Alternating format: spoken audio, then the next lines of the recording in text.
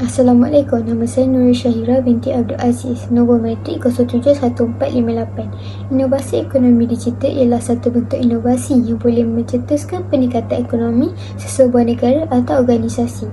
Ianya mampu memenuhi kehendak manusia yang tidak terhad, sedangkan sumber-sumber ekonomi yang sedia ada adalah terhad dengan menggunakan bantuan internet dan kecerdasan buatan atau AI, atau dikenali sebagai Artificial Intelligence, yang dapat membantu melaksanakan kegiatan ekonomi dengan lebih efektif dan pantas sehingga mampu menaik taraf kehidupan rakyat. Nama saya Siti Khairunisa binti Cik Hadi, nombor matrik 071176.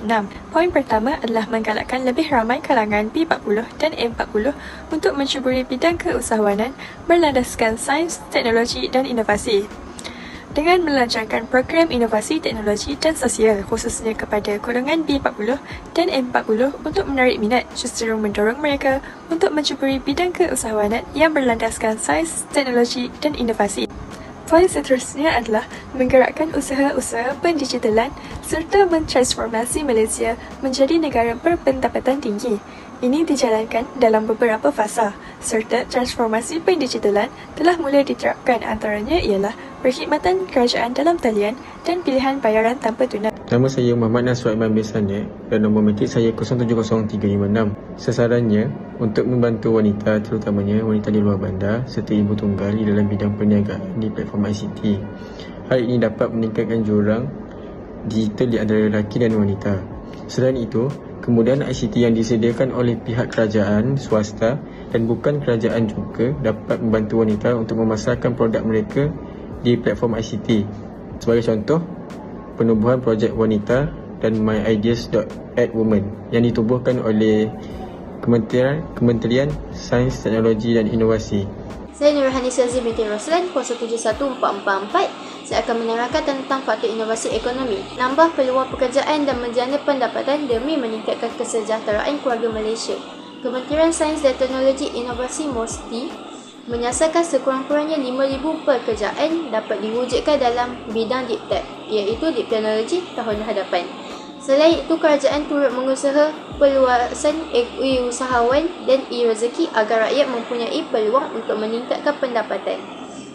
Muhammad Syafir Muhammad Rahim berkata, antara platform e-dagang yang banyak digunakan oleh usahawan digital ialah Shopee, Lazada, Grab dan Foodpanda.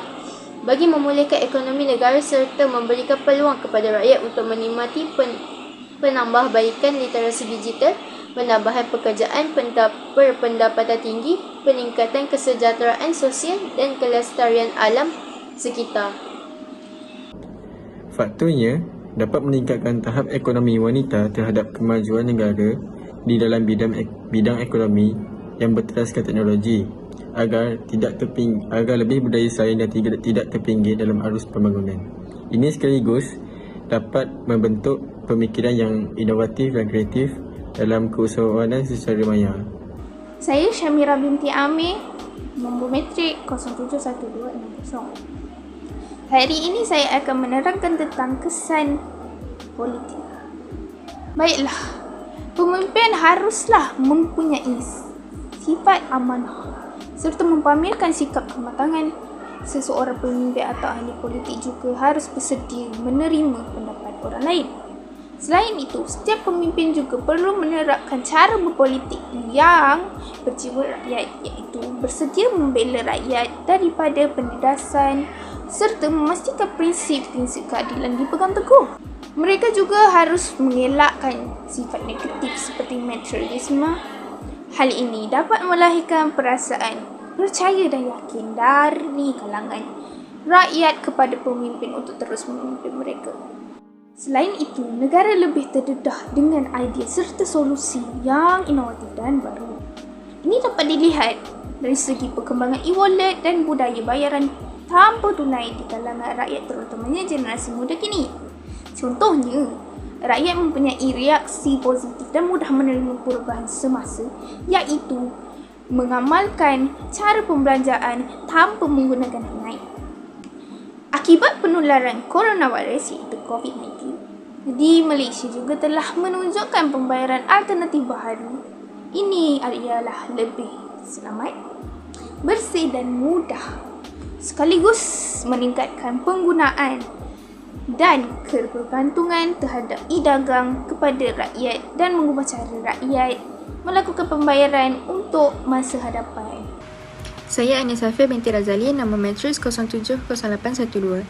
Di samping itu, demokrasi semakin diperluaskan dan ruang hak bersuara semakin diperbesarkan. Hal ini demikian kerana terdapat pelbagai saluran pengedaran dan penyampaian yang membolehkan setiap individu untuk menyuarakan hak dan pendapat mereka.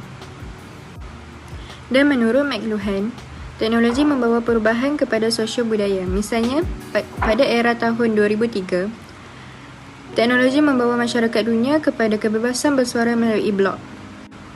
Oleh itu, semua individu berhak untuk mengutarakan hak mereka dan mereka boleh berkongsi dengan masyarakat dunia. Dunia tidak dibatasi melainkan jurang memisahkan sesetengah tempat untuk mengakses internet. Saya akan meneruskan dengan kesan ekonomi digital. Menteri Sains, Teknologi dan Inovasi Datuk Seri Adam Babah berkata, menjelang 2025, ekonomi digital akan mewujudkan lebih daripada 500,000 peluang pekerjaan. Hal ini didorong oleh pelaksanaan inovasi ekonomi digital iaitu MyDigital yang dibangunkan dengan berpandukan kepada 3 prinsip utama iaitu flexibility, relevansi dan ketangkasan. Aktiviti jualan atas talian yang meningkat secara mendadak kerana penggunaan e-dagang yang digunakan oleh rakyat secara berleluasa semasa dunia melanda COVID-19. Program insentif besar oleh kerajaan menerusi pelan jana semula ekonomi negara penjana bagi mempercepat penggunaan e-dompet dalam kalangan rakyat juga telah menyumbang dalam usaha merancangkan ekonomi Malaysia. Menjelang 10 tahun ke hadapan, keadaan sosio-ekonomi dan teknologi di kebanyakan rantau bersedia untuk menyaksikan transformasi yang berterusan. Saya Nurzuin binti Syahrir, nombor matriks 071587. Saya akan menjelaskan tentang kesan terhadap sosial.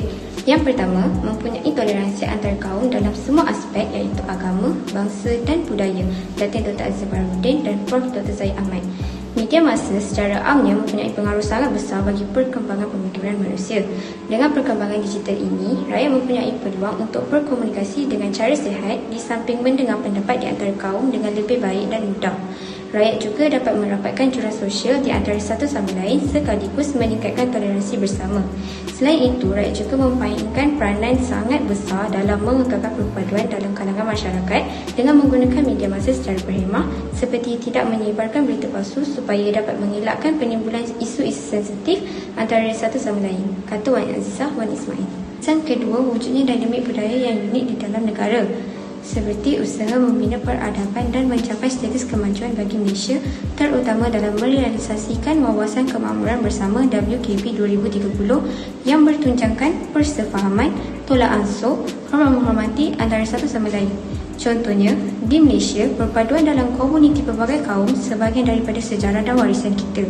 Ia menjadi sumber penting integrasi kaum selama bertahun-tahun dan pastinya memainkan peranan penting dalam menjadikan Malaysia tempat yang harmoni untuk hidup, belajar, bekerja dan bermain. Nama saya Nur Nauni binti Abdul Rahman, nombor matriks 071701. Kesimpulannya ialah inovasi dapat dilihat sebagai penyumbang kepada kemajuan pendidikan, ekonomi dan keamanan negara.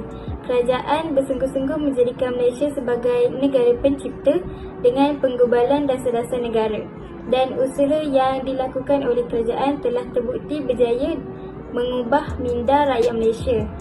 Dasar ini seterusnya dapat melonjakkan Malaysia ke mercu kemajuan dalam masa yang singkat. Oleh itu, kreativiti dan inovasi amatlah penting bagi mewujudkan persekitaran yang kompetitif agar kita dapat duduk sama rendah dan berdiri sama tinggi setanding negara maju yang lain. Sekian, terima kasih.